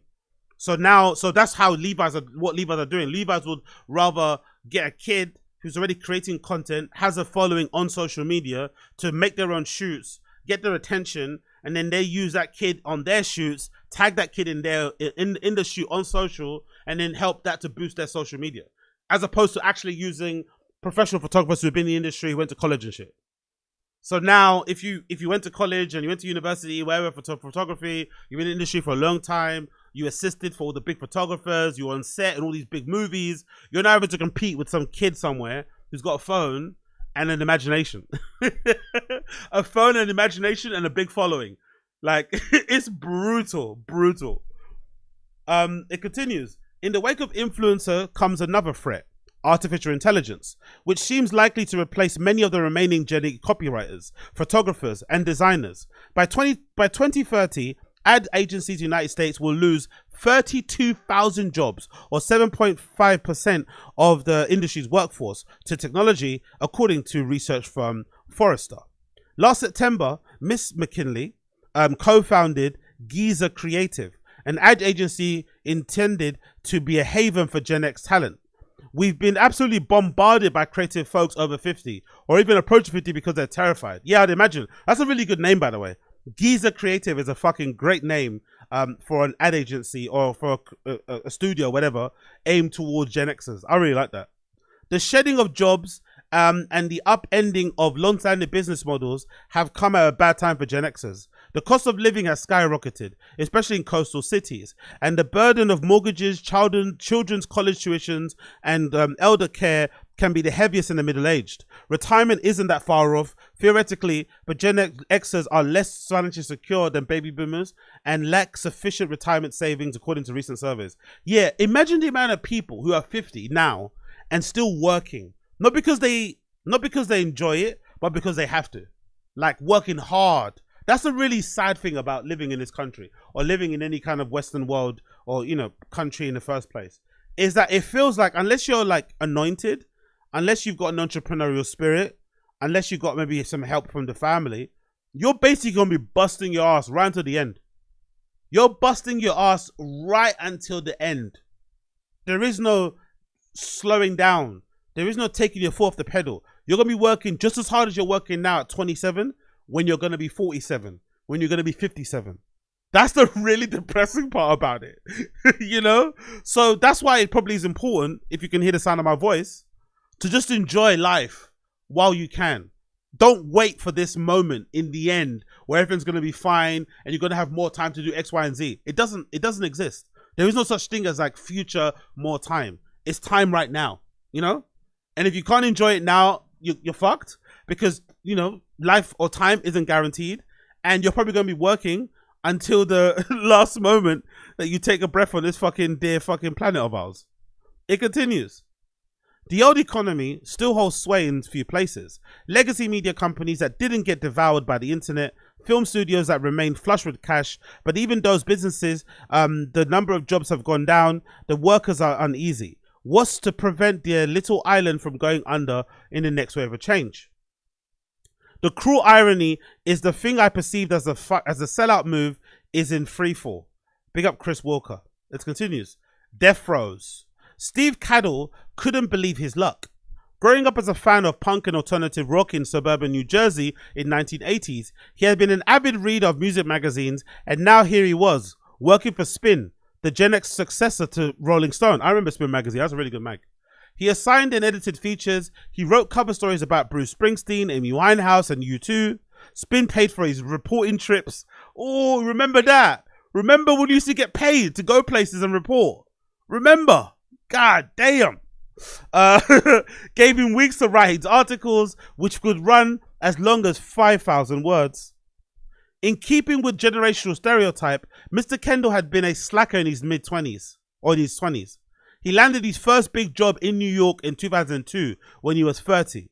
It was the early days of the internet, but print publications were still thick with ads. So he was happy to sign on as an assistant editor at Maxim. Oh, I remember that. I remember Maxim. That was one of the early lad kind of like bro manosphere magazines. Bro, you could not, some of those magazines you couldn't have around. Max Power I used to read, Maxim. There's a few other magazines. Those bro magazines were, I think, more toxic than anything you see online now. The magazine that was part of the short-lived laddie trend. At its height, it was paid monthly. Circulation of more than 2.5 million, far surpassing the readership of GQ and Esquire, which began to look staid by comparison. I was in my 30s, says this guy, making 31 grand a year. Making 31 grand a year in 2002, that's money, bro. That is money. You know that? $30,000 in 2002 is money. Money.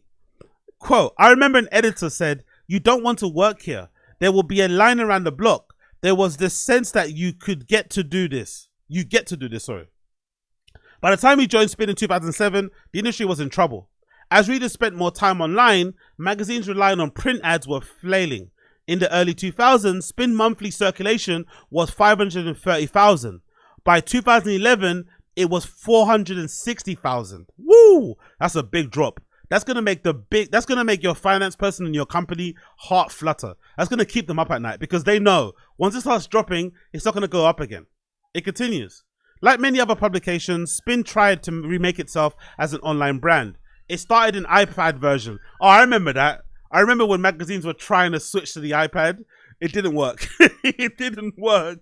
They tried to make an iPad-friendly version. That shit did not work, bro. And beefed up its website to compete with digital rival Pitchfork.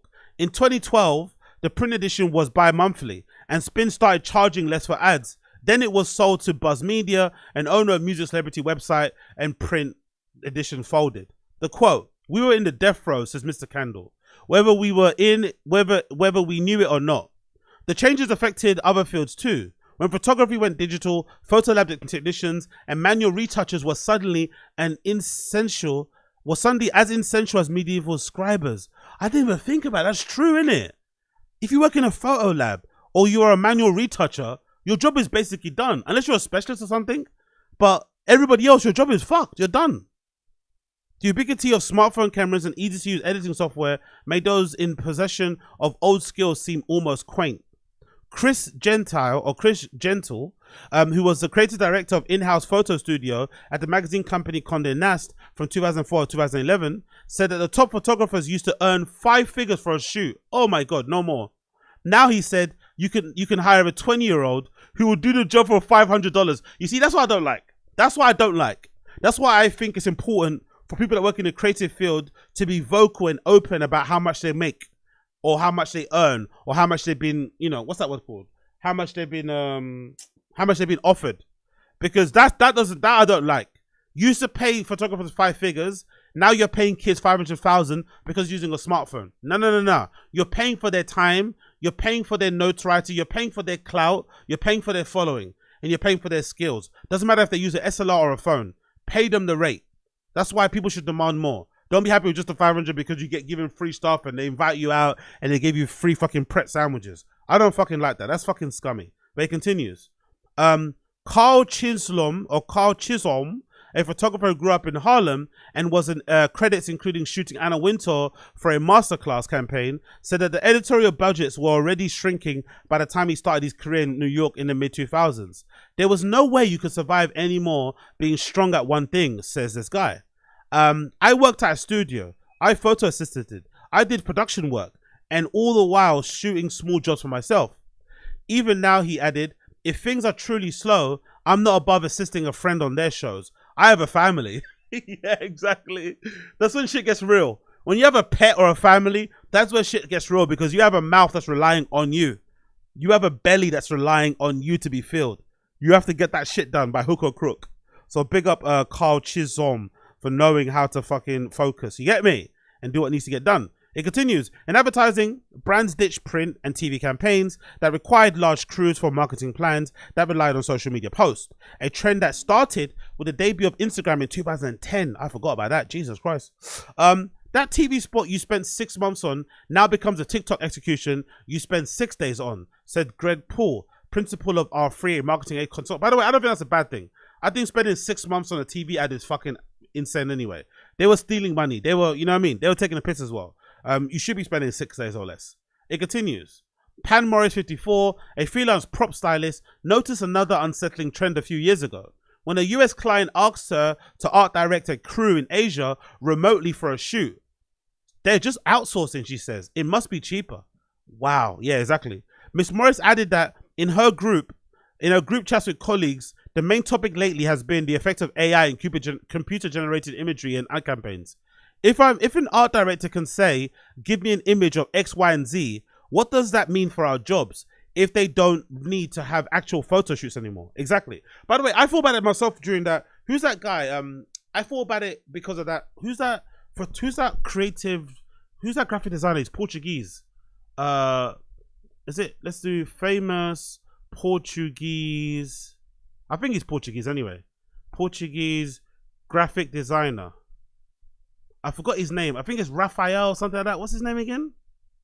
That's it. Brulio Amado. Do you guys know who Brulio Amado is? Big up Brulio Amado, right? Brulio Amado has a very cool and distinctive style of graphic design. Let's see, Brulio, which I think started a whole trend of how to design flyers and artwork, right? So this Brulio Amado guy, I feel like has got an incredible distinctive style, and something that I've kind of always tried to use as inspiration for some of the stuff that I've done for my bits of artwork, for my fucking shitty DJ mixes and whatever else in flyers, right? So I was thinking to myself, when I saw that ChatGPT, OpenAI image generator, and I saw a bunch of people making ad creatives for whatever brand they was doing, I was thinking to myself, won't this effectively take away Brulio Amado's pull and his unique fucking place in culture and in art and shit, and essentially make his job irrelevant? Because you could probably input Brulio Amado's style into that image generator, and they could probably spit you out a version of the work that he does in that same style in fucking seconds. Because he's really cool. I love his style of what he does. He sometimes will take a picture of like a concrete slab somewhere and use that as the base or the texture of a piece of artwork or whatever else it may be. But I feel like nowadays with AI, you could probably replicate a lot of this stuff if you just inputted it the right way, right? If you use the right prompts, you could probably copy Brulio Amado's style for your own creatives going forward. That's the real troubling thing about fucking AI nowadays. It's legitimately going to wipe out entire people's careers. Similar shifts have taken place in music, television, and film, the article says. Software like Pro Tools has reduced the need of audio engineers and dedicated recording studios. AI, some fear, may soon take the place of actual musicians. Streaming platforms typically order few episodes per issue than the networks did in the heyday of Friends. And ER and big studios have slashed budgets, making life for production crews more financially precarious. I heard a rumor from somebody. I think it was actually the host of the new rumours. So I think it might have been Moore. He basically said that he doesn't think that Playboy Carti used his own voice in Timeless, a record, the hit song he's got with The Weeknd. Mal thinks that Playboy Carti used AI for that. He didn't actually use his own voice, which is wild, right? It's obviously going to be his own lyrics, but could you imagine a world where artists, if they're bored or tired or can't be bothered, they will use AI to basically rap their records, because you can use AI models now that can just sound in the that basically can be the voice of Carti, but it's just using his words, using his prompts as the lyrics. That is fucking wild. Typically, workers in their 40s and 50s are entering into their peak earning years, but for many Gen Xers, compensation has been remained flat or decreased, factoring in the rising cost of living. The usual rate of freelance journalists is 50 cents to $1 per word, the same as it was 25 years ago. God damn, yeah. I bet you now, if you're freelance in your 40s and your 50s, you're probably still struggling. You're probably still hustling hard. There is no stop. You're still hustling hard. You're fighting to keep your clients. You're fighting to search for new ones. You're hustling. You're not getting no free lunches. You know what I mean? You're earning every free lunch. You know what I mean? You're earning every trip. You're earning it like, god damn. The precariousness, has affected even those who have risen to the corporate post and media industry for nearly 20 years. Liza Denby, managed writers in a marketing department at Nickelodeon, the children's cable network. She started there in 2005, the year that YouTube went live. When viewers started dropping cable subscriptions, revenues declined. Miss Denby learned to embrace new technology while surviving around 8 billion rounds of layoffs. My job never stayed the same, she says, because the industry was transforming under my feet. Last August, Nickelodeon's parent company, Paramount, cut $500 million in costs and eliminated thousands of employees. In her 40s, Miss Denby was out of a job. Yeah, that must be a hard one to take. She survived a bunch of layoffs, and then when it finally comes around, it's probably going to hurt more because you've been there for so long, and you probably start to think that you're probably immune, or you were probably protected, or you were safe. And then it finally comes, and now you're in your 40s trying to, find another job or pivot to another career. Fuck. Divorced and living in a rented apartment in Brooklyn with her two school-aged children, she was drawing from a severance package while considering her next career move. Working freelance, she had come up with the marketing ideas and creative content for family-oriented media brands.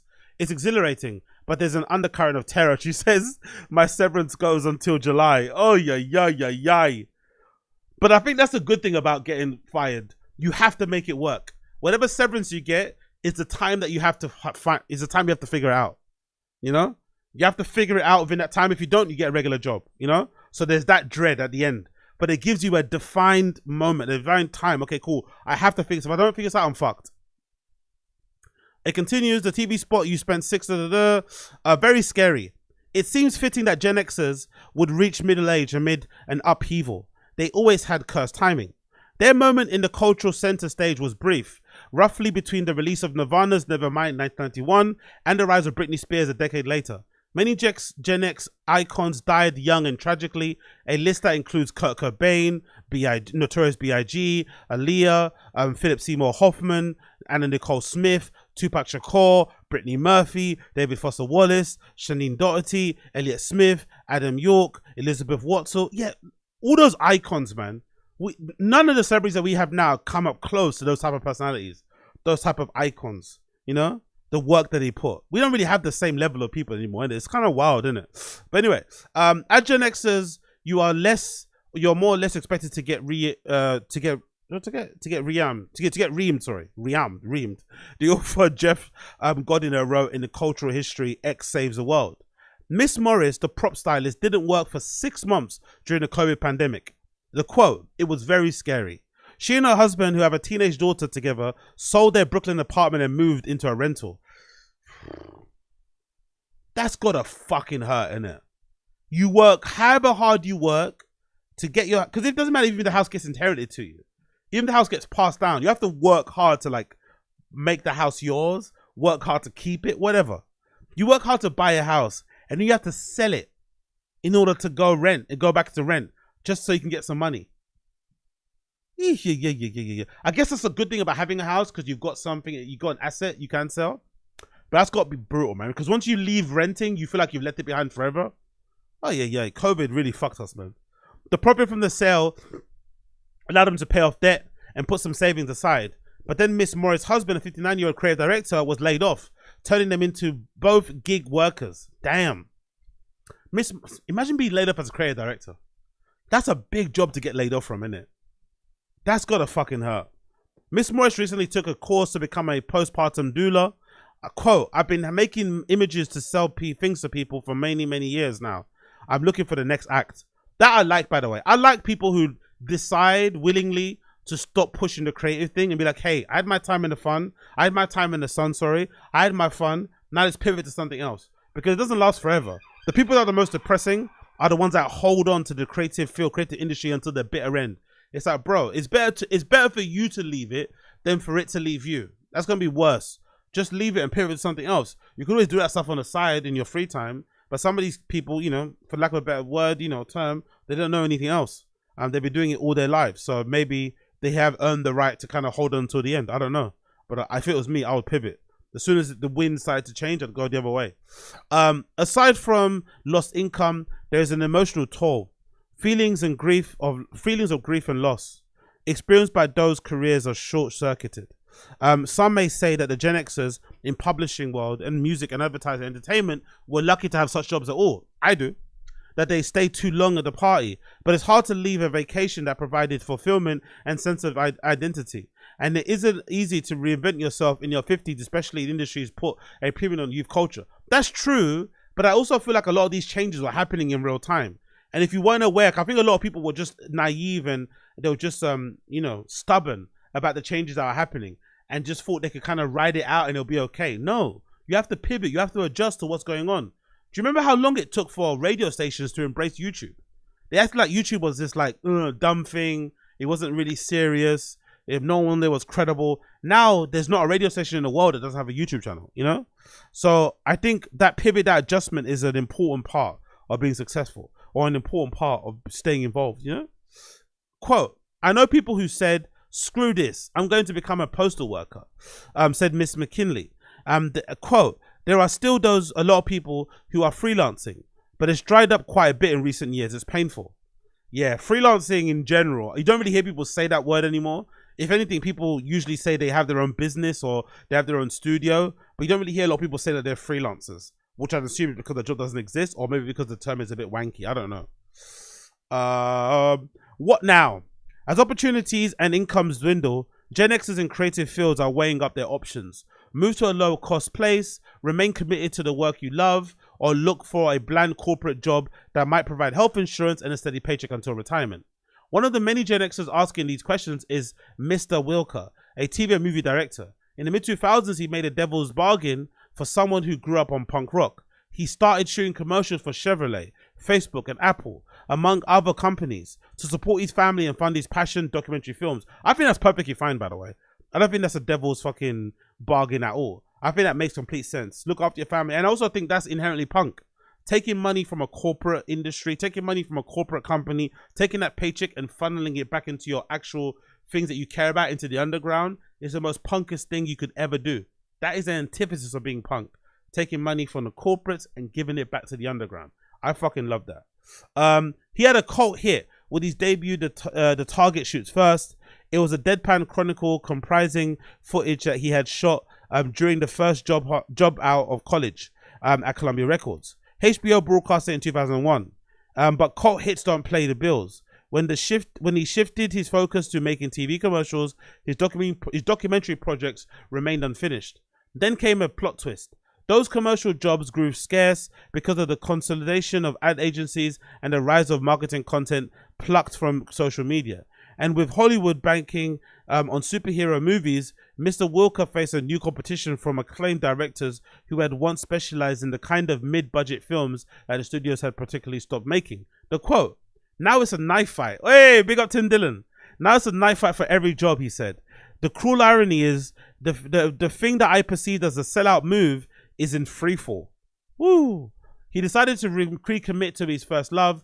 The results, documentary Flipside, released late last year, is a personal film about the trade-offs required to support yourself as an artist. In it, he weaves together footage from his unfinished projects while grappling with the career choices in a wry voiceover narrative. I'm definitely going to watch that, by the way, and react to that. So definitely check out my Patreon for that one.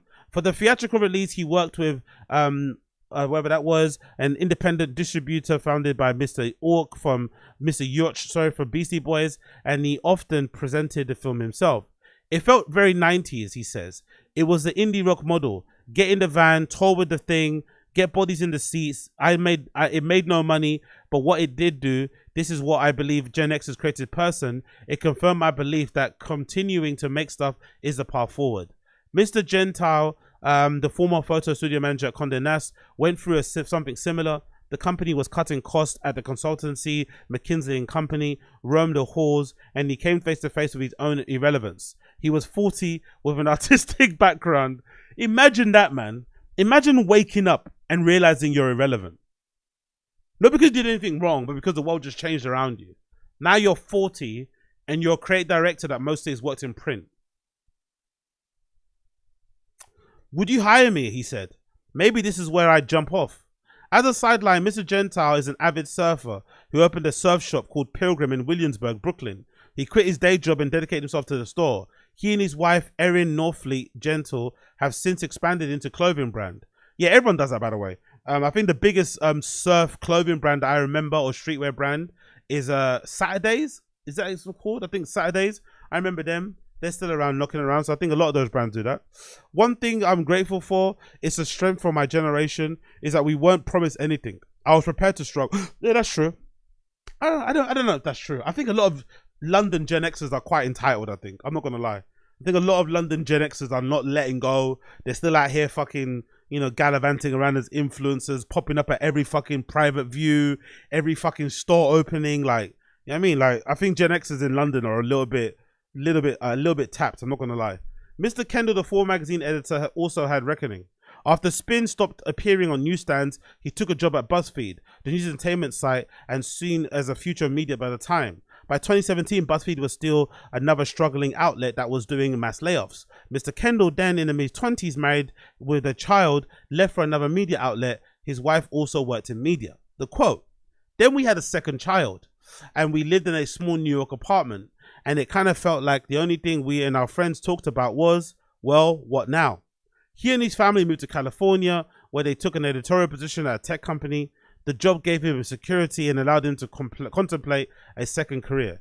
It's wild how in America, moving from New York to California is like a good financial decision because New York is so expensive, even though California is really expensive to live. You know, that's how expensive it is to live in a coastal city. That you can move from one and the other, and it can feel like you're getting a bargain. He went back to school and earned a master's degree in clinical psychology. Smart guy. From the past 3 years, Mr. Kendall has continued the tech company while practicing as a therapist on nights and weekends to earn his state license. I love that. He's still adjusting though, and after having a career as a Gen X rock guy, he said, "It's not the same as working as a scrappy music magazine where you all have the back issues in an attic somewhere." He said, and yet he added he likens having a job that is separate from his old identity, and the mental health sector seems likely to survive the next disruption and perhaps even benefit from it. Exactly. I think it's really good, to be fair. I've always enjoyed being into certain things but not working in it, right? I've always had a love for fashion. I've always been following fashion from a very, very long time, but I've never worked in the industry. I have no reason or no aspirations to work in it. Streetwear is the same sort of thing. I've never directly worked in streetwear, although I worked adjacent to it, but I've always enjoyed having it as an interest and a hobby. Same goes for DJing. Like, I don't know, man. I think it's kind of cool to have a regular job and just be into stuff, you know? You don't need to always work in these industries personally. And I think sometimes working in it can sometimes make you feel a little bit negative about the industry that you work in, because you end up seeing stuff that you didn't know existed until you're behind the scenes. And it can sometimes change your opinion drastically and make you sometimes look at it with not the most favorable eyes. At a party recently, someone asked Mr. Kinley what he did for a living. He took a breath, and for the first time he answered, "I'm a therapist." Wow. Wow, wow, wow, wow, wow. Love it, love it, love it, love it, love it, love it, love it. Big up Blood Clot Mr. McKinley. Big up this article. Really cool. I recommend you check it out. I'll put the link in the description for you to check out. It's a really good article, really thorough. As I mentioned before, the title of the article is The Gen X Career Meltdown by Stephen Kuritz. Please check it out. It's fucking phenomenal. I enjoyed every minute of it. Before we leave, new my song of the day, because I have to leave and set up the random show. Song of the day for those of you listening. Those of you listening, is courtesy of this new up-and-coming artist here in the UK called YT. I guess it's called Young Tollock, that's his name, but it's shortened for YT. He's got a new album out called Oi. Please check it out. It's fucking phenomenal. I really fucking enjoy it. My favorite tune from this particular album, I have to be honest, which I'm going to play as my song of the day. Should I maybe change the song of the day or change something else? No, my favorite song is, I think it's track 6. I think it might be track 6, I'm not mistaken. Let me actually get the album to load up on here via Spotify on my screen. But check out YT, the album's called Oi. The song of the day will be a track from this particular album itself. So that will be what will be taking you out here that you can probably hear underneath my voice as I'm speaking right about now. And the track that I want to play from the album will be, let me get the album itself. There's the album down there. Let's click on it. I think it's track 6. Black and Tan's on there too with fucking Lancey Foe. That's fucking hard as fuck. But the album that I want to play as my song of the day. Okay, no, it's not track 6. It's track 4. The track 4. No, actually, I'll take that back. The track that I want to play as my song of the day is going to be track 8. Don't Miss Me Too Much by YT. Check it out. Oi. Album released the other week. Really, really good album. There's a real strong group of like underground artists popping up here in the UK who are doing fucking bits. So I recommend you check them out. Oi, courtesy of YT, is my song of the day. I'm sorry, is my album of the week, let's say. My song of the day is going to be track number 8. Don't Miss Me Too Much. It's fucking amazing. Please check it out. And for those of you watching the show live via YouTube, I'm going to switch over to the random show in about 5 minutes. But thank you for tuning in, everybody. I appreciate you and see you again very, very soon. Take care. Peace.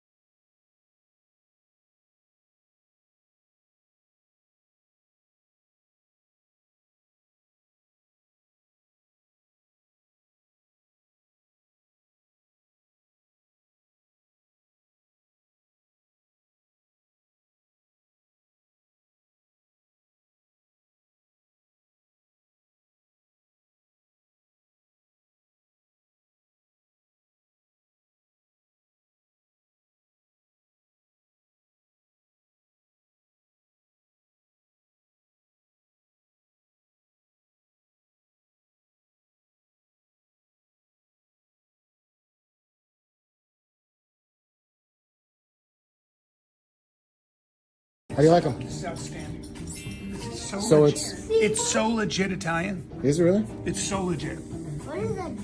He took a huge bite, this guy. All right, let's see. That's really good. That's really good, Jim. Moist ball. Mm-hmm. I remember those eyes. Those eyes.